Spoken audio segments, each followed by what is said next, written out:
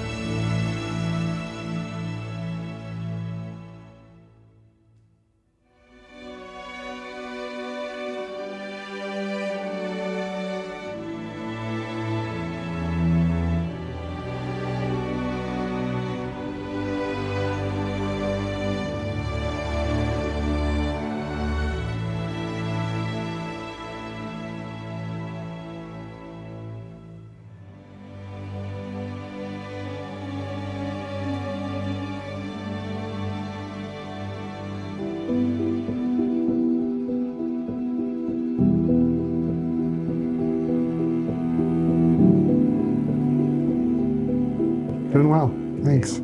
Brad, first question. This is a tough one. Now, you don't have to answer this one, but how old are you, Brad? 55. Okay.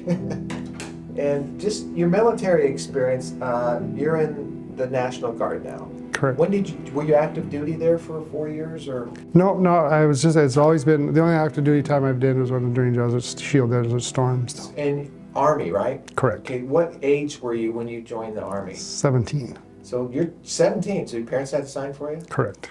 And that was the National Guard. Correct. What motivated you to join the National Guard? Well, my dad was a National Guardsman in North Dakota for 34 years. So he was my inspiration, or my what a legacy I wanted to follow with and be in that, and also as a way to get into college, the tuition assistance and that, and loan repayment program, and also just want to do something for my country.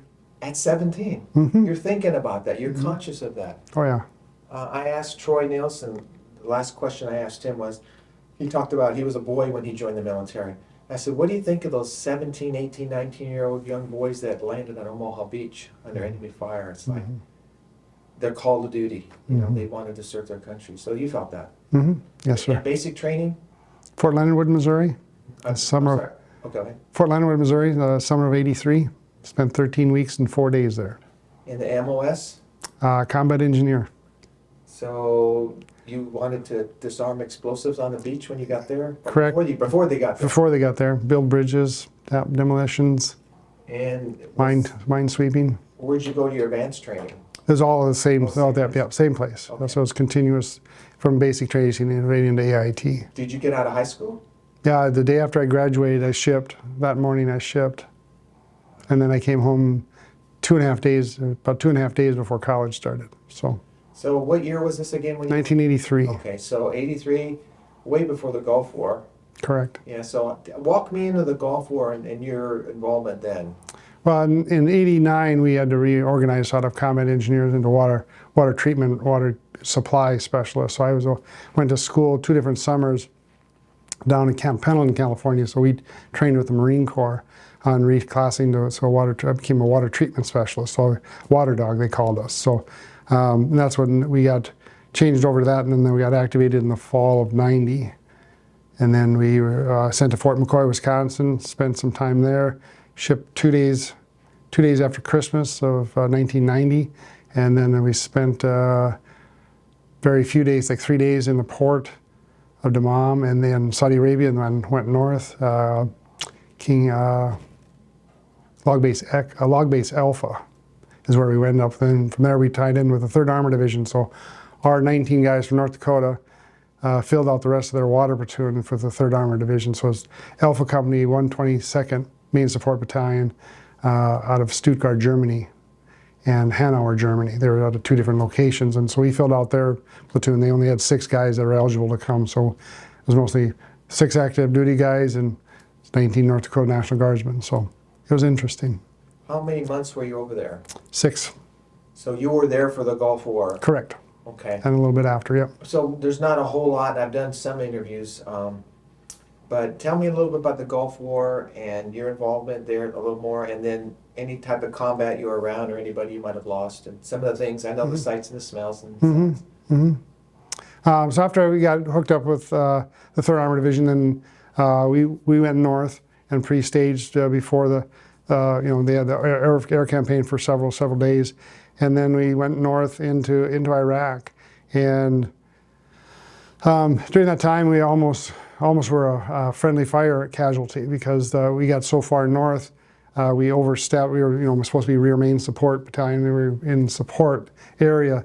Luckily, the armored division that came by, or in that platoon, recognized the vehicles was too high of a profile. So my friends, Sergeant John Noyes, his truck, we had a Connex box in the top of it, and the guy recognized that was too high of a profile for an Iraqi truck. So that's the only ways we didn't get lit up. But otherwise, didn't lose anybody, thank God. Didn't lose anybody, nobody was wounded. Did see casualties, obviously. Went through Highway to Hell went in and through Kuwait and that. So I'm not sure what was the other part of the question, I'm sorry. Can you tell me a little bit about Highway to Hell? I mean, are you seeing dead bodies alongside the road and all this type of thing? Yeah. It was, because we came in actually from the north side. We came in from Iraq into Kuwait, and then we went down in through Highway to Hell from the northwest down to the southeast, because we were going to try get to Kuwait City. So we knew there was other people there from North Dakota, from our sister company that went earlier. They spent 10 months in country. So so it was pretty surreal. That was pretty wild. And does that affect you today even? Do you think about that, have nightmares, or is it just kind of... Not so much nightmares, but it was different times of the year you just don't sleep, as well as you normally should. Different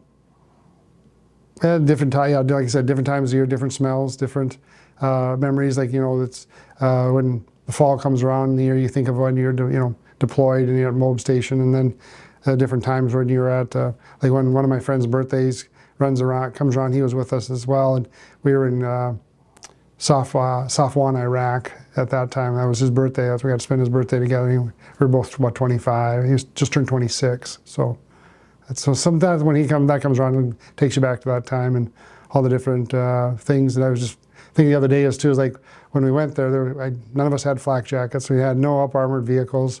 My truck was a 1986 Chevy Silverado. So that's why to this day I'll never drive anything else but a Chevy, because that truck and I went through a lot of stuff. So, but yeah, that's not too bad. Yeah, there's different times. You think about it. It's yeah. Does the heat and humidity remind you of it at all? When it's hot, not so much the humidity, but when it's hot, it definitely is like, then you think back, well, this isn't so bad. It's not, because like when we left in June of '91, it was 126 degrees outside. So, but it was a dry heat. But still, with all your stuff on, I don't understand how you survive. Is it just the water intake? Yeah, yeah. You drink a lot of water. You got to, you try. Back then, it was the only thing you had to flavor it with was the Kool-Aid packets that came in your MREs, and so to this day, I don't drink Kool-Aid. I tell you, I like the heat versus the cold, but that kind of a heat for that duration, yeah, I just can't imagine that. Yeah, it's like a blast furnace. Yeah, yeah. This is in Iraq, right? Mm-hmm. Do you remember your first day there? When you got there, what did you experience? What was it in the process of time, or? Well, that was during the time as everything was going north, so you really didn't stop during the first day. It was, You didn't get off a plane like they did in Vietnam, and the sights and the smells and everything hit you. No, it was different because there was such a during the air war campaign we were making it. Doing obviously missions that them to support the people as we were staging through that area. So I got to actually meet and sat in on negotiations for use of a well, because with the Bedouins we had to tap into their well site. So it was an elaborate. The G9 at the time, our translator, invited me to go with. So we were there. There's about 4 or 5 of us, obviously armed detail, but we had to.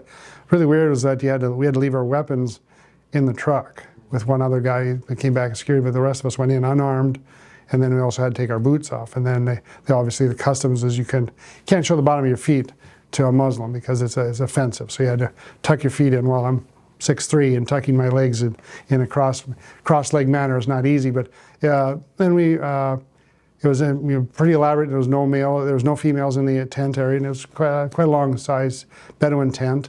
And I remember drinking most sugarest tea. I don't know if that's even a word, but had the most sugar in it I've ever drank in my life. It was good, but that was part of the negotiation, and it really didn't take long. But it was just a process to get the question asked. You had to do it at their pace. So that that was one of the memories I remember, as being with the Bedouins and the G9 and that, and I remember Lee when I left that one. The little boy, the what is the name of the leader of the Bedouin tribe at that point? His son, I had an extra patrol cap, so I was going to give it. He wouldn't take it, but then the interpreter helped me with it, the translation. Then the young man did take it at the time. So but there's a lot of prepping to that, a lot of refilling of water tanks and that. So I remember going through the 3rd Armored Division guys. The guys that are in the tanks and the M1s and the 113s and that, and they would come and fill up and stuff like that, and you get to know them, where what state you're from, and they like, you from where? And North Dakota, and so I can tell we have an accent. So it was those type of things. So you got to know them. So where I was going with that is that when we got to the ceasefire after it being all that far in Iraq, and then they came back to the water point when they found us, and it was like, oh, I'm glad you made it. So yeah, so it was pretty neat on that part of that bonding you have with a total stranger when you're in that type of environment. So that was pretty neat. So you're a Gulf War veteran. Correct. Okay, did you go afterwards? And No, I haven't been back. Yeah, that's my only you deployment. didn't have a chance, or the Guard here didn't deploy, or like John? Were you with John? No, he went in 03 and 04. But was he with the same? No, he was a different unit. He was in the 142nd. Yeah. Okay, I'm Yep. sorry. So he was in the at that time there were engineer combat heavy battalion. So he went in 03 and 04. But we helped at that time when I came back from Desert Storm, and so that was 91, and then in the spring of 93 I transferred into the Army Band because I played music in school. So I spent 23 years in the Army Band. So we were not a divisional band, so we were never deployed. But we did a lot of send-offs, a lot of returns, so I got to see a lot of the people I knew that come back and when we sent off. So that's how we supported at that time. I think I told you, if I did, my father was in the United States Army during Korea. Well, he played the trumpet. He was in Germany, so that was his role in the military. And he had a special patch. I have it on my beret, but and then after that, he was a professional musician till he died at the age of 37. But so when I think of him, I think of you sometimes because of what he did. And I've got lots of pictures of him, playing in the 50s in Germany. But anyway, so do you ever play taps at military funerals? I've played taps many, many times. Is that part of an honor guard, or you just do it on your own? Well, at first we did it as part of the Army Band. That's because before they even developed the military funeral honors in North Dakota, excuse me. So I was doing it well before that was even started. So I have really no idea of how many I've done. It's in the hundreds. Okay, how meaningful is that to you? Very much so. It's been an honor to tribute to that veteran and to his family. So whenever I do that, I always try make sure I do the best performance I can. And as you know, in North Dakota, being cold, I remember doing one out by Lidgewood, North Dakota, and I was standing on a 6-foot snowdrift playing in this cemetery in the middle of Lidgewood in North Dakota, in the middle of nowhere, and honoring a family and trying to keep your trumpet warm enough to get so it doesn't freeze up. It was pretty interesting. So and I've been in the hot, obviously, as well. But the hardest part is that if you see the family, so I always try to position myself away and block the view from the family because that's the hardest to see. I'd want to see the family. No. So you are playing live, because most of the taps where I live is canned. Right. And it sounds canned. Yes. And it bothers me. And I've tried to play taps with my bugle, but they said it's all or nothing. You either have the honor guard, we do it all, or we're not going to come. So consequently, I'm out of a job. I never got to do one. Okay, anyways, but I'm real intrigued with what you said. How cold do you think it was that time? Below zero? Oh yeah, at least. Yeah. And this was up north of here? No, it'd be in a little town south. Okay, south. Dead of winter, whatever. Yeah, Cold. Yeah, so what? Okay. Are you asked by a family, or is it part of it? How does that work? Well, they came in that time, and they came through the Army bands, the full-time staff. So they would ask all the trumpet players, "Are you available?" And at that time, I was available, and that's how I got. So they would round up the other ones to do the firing squad portion of it. So then they would, try to coordinate of how we're going to do this, how are you going to get down there, and stuff like that. So then they started getting the military funeral honors. So they had people that are full-time, worked with the details of that and arrangement with the funeral directors as well. So then it became a lot better in how it was handled and more well organized. So. Well, the reason I'm belaboring this is because of all the interviews I've done, you're the first person that I know that sounds taps. 24 notes, hardest notes to ever play, is it? Is it hard? Tell me about your warm-up, or do you warm up? Oh yeah. Where, in your car? In the car. With the mouthpiece or with the whole? Just the mouthpiece. Usually just buzz with the mouthpiece. 30 seconds? As best you can, and then it depends on how long it takes before they put you online or in formation. Depending on how long it takes family to arrive, and that's why I always try to hide, because I'll be buzzing my lips behind the tree, if you will, and trying to keep it, and especially in the colder times, just trying to keep it warm, especially the mouthpiece. So now I do have a plexiglass mouthpiece. Before, when I was doing the one in Lidgewood, it was still a brass mouthpiece. Well, cold metal into your lips can stick quite a bit. So you can get a plexiglass mouthpiece, like a C or a D or whatever? It's a C, yep. 7C? 7C. Yeah, and I've got a bugle. You play a trumpet. Correct. So you play the notes? Nope, just leave it. It's all open. Oh, okay. It's still all open. Okay. Open valve. So. Have you ever messed up, or is it always perfect? Oh, yeah. Well, I was trying to use a different bugle, and it was not. I should have done a maintenance on it before I did it. And one of the valves, it was a 2-valve bugle system, and one of the valves, just as I started to stop, it just stopped. Went about halfway down, and I was about quarter pitch off. So I mean, I don't think anybody realized it, but except me. But so there's been that, and the hardest part is when you run out of air because they'll see the family at some of those, and it's tough to see. So that one note, is that a hard note for you to hit, or is it just? No. I struggle with that. And okay, I'm not going to get into all of that, but I'm intrigued by that. The honor, the honor. I want to honor my veterans in death now. I've lost so many of them. I want to literally go to every gravesite, sound taps. Now, whether I ever do that or not, I don't know. I'm going to go see John Meyer here at the cemetery by the airport before I leave. I wish I had my bugle and sound taps for him, but anyway, but just that part of what you do is intriguing to me. And you've done so many you don't remember. So does it ever get routine? I'm glad you said that. And what an honor, Brad. Oh, thank you. I mean, I don't know any military buglers like that. That's incredible. So now I play for the West Fargo VFW. We have for their color guard. I'll do the taps if it's requested through the family. So just recently, a couple weeks ago, I played it again for them. So. Do you have a military cemetery here? We do now, yeah. Is it national or just? It's a new federal one. It's just in North Fargo. It's actually closer between West Fargo and Horace, just west of the airport. So that's the one where John Meyer's at, because it's by the airport. Yep. That's a military cemetery. Yep, just established. Do you remember John Meyer? I remember who he was, yes. I worked with him the first 2 times I was here. Maybe the 3rd time too, but then he passed away, I think 15. Wow, Brad, that's just incredible. I might come back to that, but okay. So your dad was 35 years in the 34, yeah. You're past that now. I'm 38. I'll be 39 in October. Is your dad still around? He is. Yeah. Right. Yeah. He'll be 84 on the 26th of June. Right. Do you have brothers or sisters? I have 2 brothers and 2 sisters. Military? My oldest brother was in the Air Force. He did 4 years ROTC, and then he went into the Air Force for 4 years, and then got out in '87. But the rest have not. I'm the only one.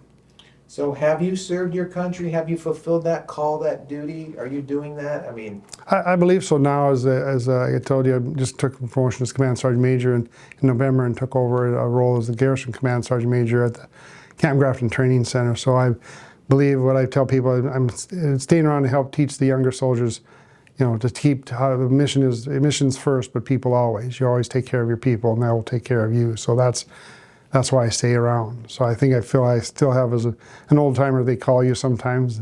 I don't feel old, but some days you do. But just to teach them that there's more to it than just self-promotion. It's the guy on the, like you've heard it before, it's the guy on the left and the guy on the right. So that's what it's about. You seem to have a good focus and balance with that, and the respect of the military. I was going to ask you about that. I'll come back to that, but and I appreciate that. I mean, when we've done the school presentations, you're so good at what you share. You don't share very long, but you're very powerful.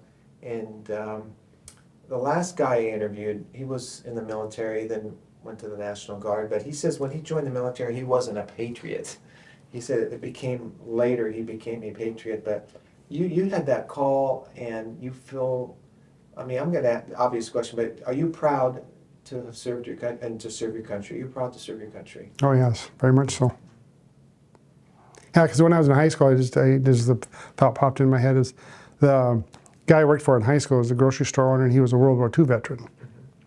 So he taught me a lot in the back storeroom just of patriotism and that. So that's probably Mr. Johnson was his name.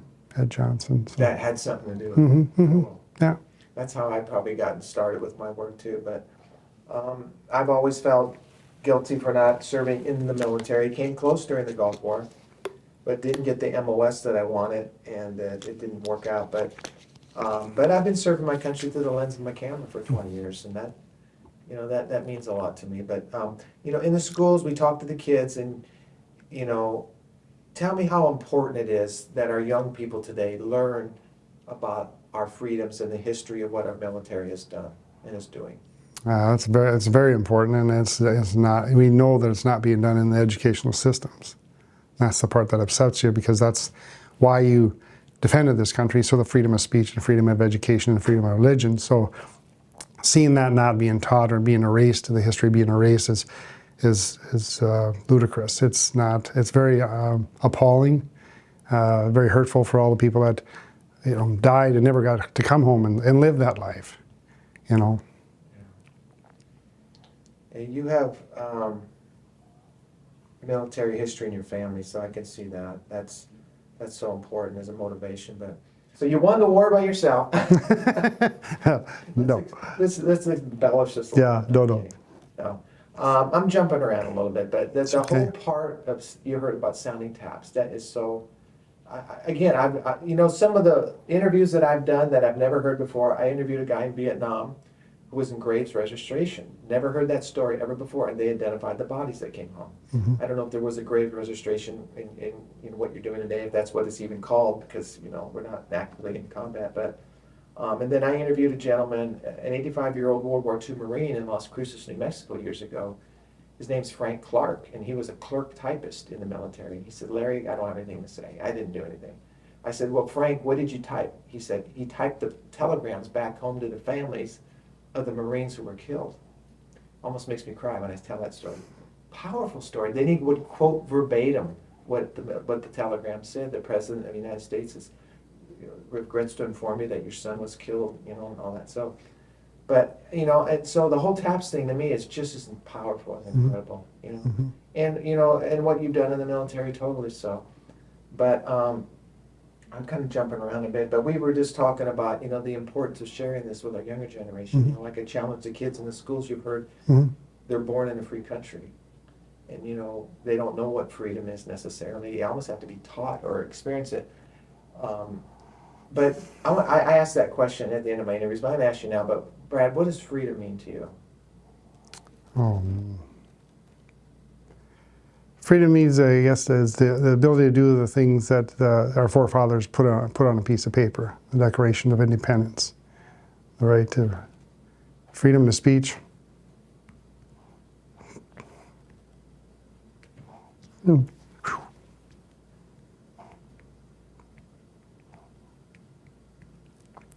So yeah, freedom of speech, freedom of religion, then the right to bear arms. That's what freedom means to me.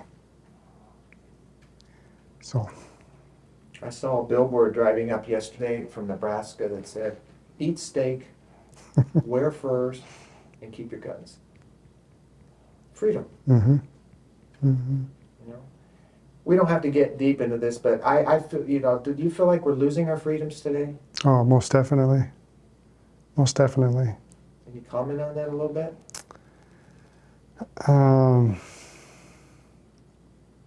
Feels like we're being driven into almost a socialistic society right now.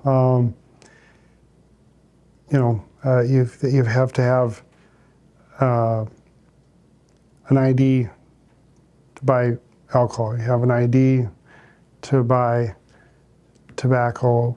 You have an ID to cash a check or deposit something into a bank.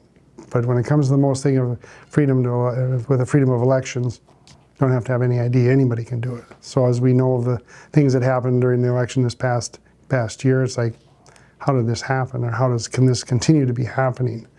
And then in a short period of time, everything that's been established in the country is running in a good direction with diversity, and unemployment rates were down, and all across all races and that. And then within 5 months, it's been shot to hell in a handbasket. So it's very troubling. It's very concerning, especially for, you know, what I see a country becoming divided because of with the color of your skin. I mean, we're repeating history again. We're going back to, if you don't learn from your other history, you can repeat it. Well, if you erase history, then, I mean, I don't understand why you would have to hate a person because of the color of their skin, because you do not even know that person. You don't know where they came from, what they do, what their background is, what they like, dislike. I mean, it doesn't make any sense at all. It's not almost like we're having to fight for our freedoms within our country. We're not used to that. No, no. We've always been attacked, or we outside, or we go somewhere else. But now, to preserve our freedoms, we're having to fight in our country. Mm-hmm. And if it gets down to it, there's militias that are forming. Mm-hmm. They're out there. And I kind of mentioned that billboard, but I asked a Vietnam veteran, to compare the communism they fought in Vietnam and what's happening in our country today. And you know what he said to me? He said, "I'm buying cigars and guns." And that kind of says a lot, and I guess the point is, if we have to defend ourselves, I wasn't around during the Civil War, but unbelievable what you just said and what's happening. And I think we're all on the same page here. You're shaking her head, and I know Steve. But, and I don't turn on my camera to get political, but I tell you what, I feel like, we're in a tough spot right now. I asked Joe, first guy I interviewed today, and I've never asked this question before. I may ask you this, but, the tyranny that's going on. It's like I have to ask the question, we have to answer the question about tyranny. We're seeing it, I think, aren't we? We need to defy tyranny. I mean, I've learned David and Goliath, defy that giant. But, oh, man. But, being in the military and what we're talking about now, I mean, have things changed throughout the ranks in the last 18 months or so, 15 months? I mean, as far as the purpose, the goal, the mission, and of the military, you think it's changing? Maybe a little bit, but not. I don't think it's nothing that's not anything out of the normal variants of it. But it's to protect the people of the United States and our liberties. That's what the National Guard was made for, defending the people in your own state. So I believe that's what you do, because if you see what the National Guard did during COVID and COVID testing, now doing the vaccinations and the support that they've given to in the state alone of North Dakota, they've phenomenal. Some of the things that they've done and continue to do on a daily basis, just even on that threat alone, is amazing what some of these young men and women did during the height of pandemic. I mean, they exposed themselves every day to an unknown virus, knowing that they needed to help the people of their communities to know, do they have the virus, or okay, now we need to get you vaccinated and that. So it's something that shouldn't be taken lightly, because not every person would do that. Dawn on being exposed and putting on PPE and standing in long lines for long hours and total strangers putting a swab up your nose. I mean, who's going to do that? So yeah, it's pretty amazing work that they did. I asked you about freedom, so tell me about the American flag. What does it mean and represent to you? Well, there's one flying from my front yard every day, and it has a light on it every night, and means a lot, I guess. To put it in words, So I guess it's everything, all the symbolism that's in that, the 50 stars, the blue background, the red and stripes, the white stripes, and then all the history that's behind it, and how it's developed into one nation. And you just think of the Pledge of Allegiance, one nation under God. You get emotional about freedom and the flag. That's good. I've interviewed a lot of veterans over the years, and that's when I see the tears, when I ask those two questions. But when they're in combat, like we said, they're fighting for the guy on their left and on the right, and survival, probably not thinking about the flag of freedom, but all these years later, with the World War II veterans especially, you come into their lives and you ask them that question, they start to cry. It's like, but I don't know how you can't be emotional. When you're talking about you have a flag, I have a flag too, and I walk up my street and I go, how come everybody doesn't have a flag? Doesn't mean they're bad. It's an amazing study, I guess. It's just like, as important as a symbol that is, when I see the flag, what I see? I see all the veterans I've interviewed. That's my motivation for the flag, not Joe Biden or whoever, I mean, I'm talking about those that have been there, you know, the veterans that I've interviewed, so I see that. Of course, it's a symbol of freedom, but one veteran told me that, you know, I am woven into the cloth of that flag. I thought that was good. He's woven in it. Well said. Anyways, but so I can't. Okay, help me with the words here. You're still in the military, so you're not a veteran, or are you a veteran? I am. You're a veteran of the Gulf War, but are you considered a veteran even though you're still serving? Okay. Veteran still serving. Okay, okay. Good, because usually I'm thinking of it as past tense. As, you know, but, okay, so you were Gulf War. You didn't go in OEF 1, 2, 3, 4, whatever those were. So how many? You said you're going to go another how many more years? 4.5. So you want to go 4.5 more years? That'll be what then? 40? 43 years. It's going to be a record, right? There's other people that have done it. Yeah. Ever have any desire to be a law enforcement officer through all of that? Yes and no. I mean, yeah, but my degree is in medicine and athletic training, so that's the route I took. But yeah, I've thought of that because I've had other uncles on my mom's side that were highway patrolmen or peace officers. So yeah, there's some of that lineage in our families as well. So, but I have a lot of good friends that are peace officers and. Extension of the military, eh? Correct. Are you at North? Yes. So you know Officer Nielsen? Yeah, I interviewed him before, so he was here. Yeah, he was in the military and then law enforcement and then got deployed. And, Let me ask you this question. Or did I ask you about 9/11? Yeah, I did ask you about 9/11. Okay. Do you remember where you were when 9/11 happened? What were your thoughts? Where I was at work, South Point, and worked in the physical therapy department that morning. I was helping with one of our physical therapists, and we had obviously in the physical therapy gym areas, there's TVs all over the place, and you know, obviously when that hit, that popped all over, and it's like everybody's like, "You gotta go turn on." So I had to run out. I ran out because these were all in head through the headset, so you couldn't hear them. So I ran out into the lobby real quick, and I remember everybody congregating in the lobby, staring at one small TV, trying to find out what was going on. So yeah, and I just couldn't believe it that somebody would attack our own country, or attack the Twin Towers, and then the Pentagon, and then obviously the plane that went down in Pennsylvania. And it's hard to believe.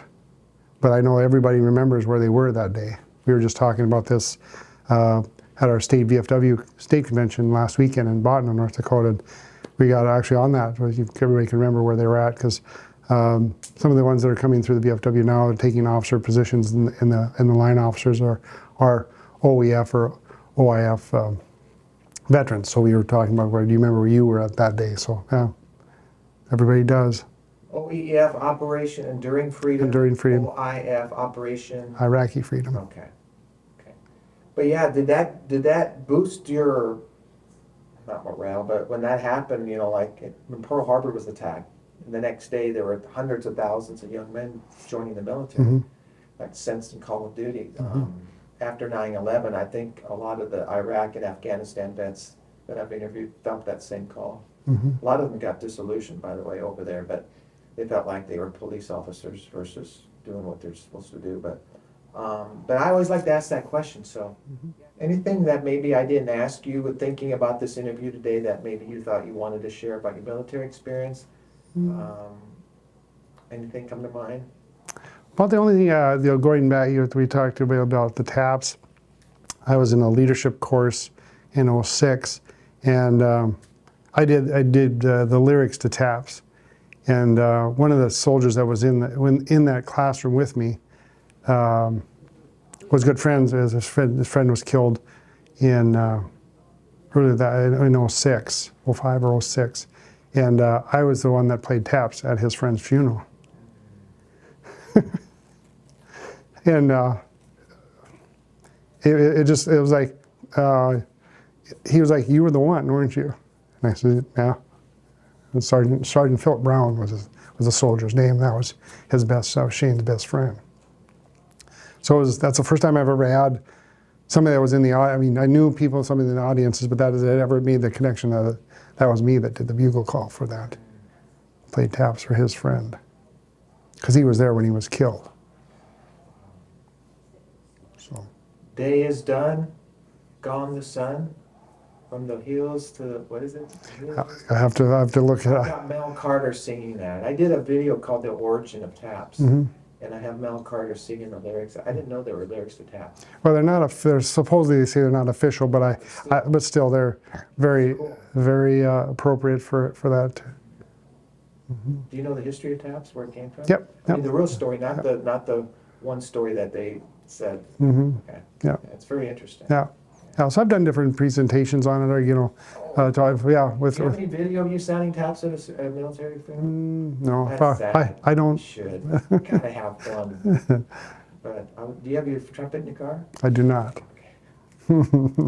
No, that's good. Okay, now I'm gonna ask you: are you comfortable saluting into the camera at the end of my interviews? I do that with all my veterans. I know. And I know you're supposed to stand, and I understand all that. But if you're okay with that, from where you're seated, when I say, can you do a salute in the camera? Okay. So you're going to join the ranks of everybody that's gone before you with my work. Just whenever you're ready, Brad. Go ahead. Amen.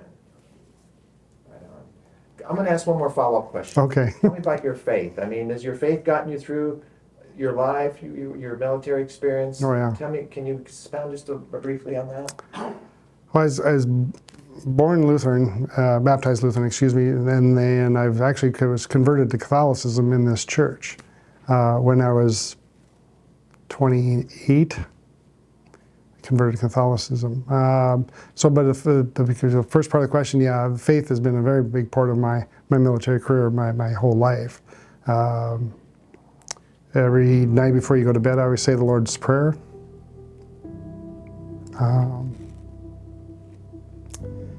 You have to have something to build on, and then the foundation that the good Lord gives you, even in the crappiest of times and the shittiest of weather, if you pardon the expression. But it's just, that's something you can fall back on. Also, Bible study reading. I usually at lunchtime, I always still read the Bible. I have an app on my phone. I know modern technology in the Bible, so it's a study part of the Bible each day, and passages of that. So yeah, it's been. I'm not a Bible banger of any sort. I leave that to everyone else. But I have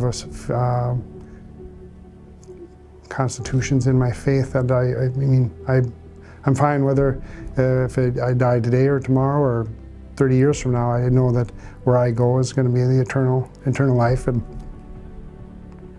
I've had a good life.